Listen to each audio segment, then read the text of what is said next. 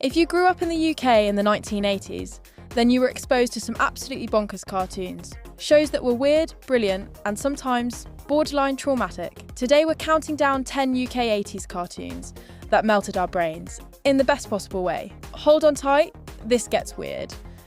At 10 we have Jamie and the Magic Torch. A kid, a torch, and a portal in his bedroom floor. Jamie would shine a torch and get sucked into a place called Cuckoo Land, with floating, talking dogs and bendy policemen. It was like Alice in Wonderland met acid jazz for 5-year-olds. A firm favourite for those of us who finished nursery at lunchtime.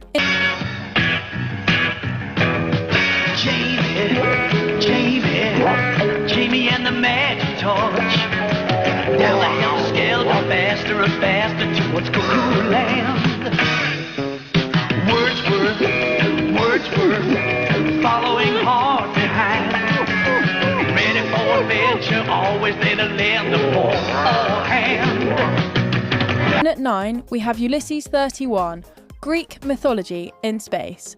This French-Japanese epic gave us robot owls, laser swords, and glowing gods of Olympus. As kids, we didn't understand half of it, but that theme song, total banger.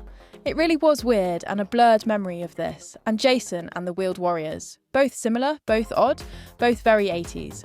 No one else can do the things you do. Ulysses, like a bolt of thunder from the blue. Ulysses,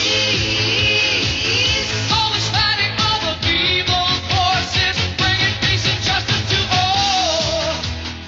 At 8 is Willow the Wisp, set in a haunted forest, narrated by a glowing wisp, and starring a talking television called Evil Edna. This was both adorable and deeply unsettling. The show lasted 5 minutes, and the nightmares lasted much longer.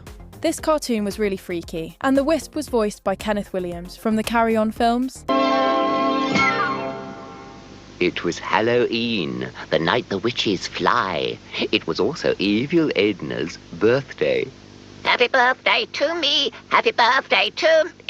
wait, I'm being watched, spied on. I can see you. Come on out or I'll turn you into a small frog. All right then, you asked for it. At 7 we have Battle of the Planets, technically from the late 70s, but a UK staple in the early 80s. This was our first taste of anime, even if we didn't know it yet. Kids flying jets, fighting space villains, and rocking flared sleeves. Peak Saturday morning madness. These looked like dirty 80s Halloween outfits with dodgier accents. With superpowers. And watching over them from Center Neptune, 7 Zark 7. Watching, warning against surprise attack by alien galaxies from beyond space. At 6 is the amazing Trapdoor, claymation creepy monsters, and one of the greatest intro songs in cartoon history. Burke had one job: don't open the trapdoor. Did he listen? Of course not. Cue the chaos. Stop motion animation of a creepy castle, catchy theme tune, and an unseen bossy boss made this a must for after school watching. Waiting to come out. Don't you open that trapdoor? You're a fool if you dare. Stay away from that trapdoor. 'Cause there's something down there. In at 5 is Dungeons & Dragons. A group of kids go on a ride and end up in another dimension, fighting dragons, demons, and existential dread. Every episode was a wild mix of action and oddly deep life lessons. And no, they never got home. This made a spin-off movie a few years ago, but failed miserably. It was no match to this never-ending cartoon. It was like Scooby-Doo, but much better, and no creepy lighthouse keeper. Warrior and acrobat.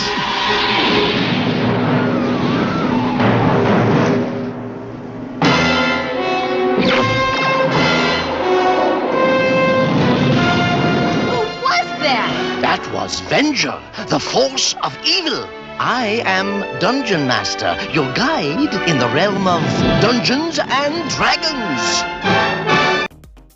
At 4 we have Chorlton and the Wheelies, a happy dragon in a land of rolling wheel creatures. This show was cheerful on the surface, but let's be honest, Fenella the Kettle Witch was terrifying, plus nobody knows what was in the water when this was written. Kids' TV doesn't get any weirder or scarier than this. It was a fever dream of some TV producer, I'm guessing. Nella, don't be worried, for there's no cause for alarm.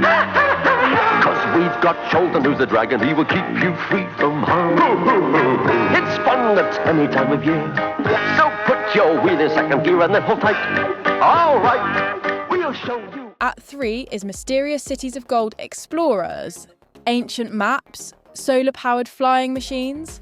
This show blended history, sci-fi and heartache, with that haunting theme song we all sang along to. I never followed this weekly, but still managed to understand what was happening months later. Fast action animation made this a fantastic series. Okay.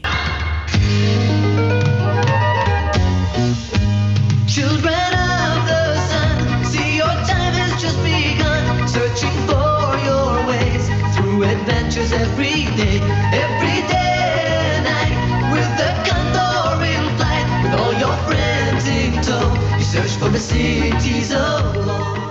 I may have lied about Chorlton being the weirdest. In at 2 is Terrahawks. Jerry Anderson got weird with this one. Puppet aliens, robotic spheres, and a villain who sounded like your nan in a rage. If Zelda didn't give you nightmares, nothing would. This really was a freak show of kids' TV. How was this even allowed on kids' TV?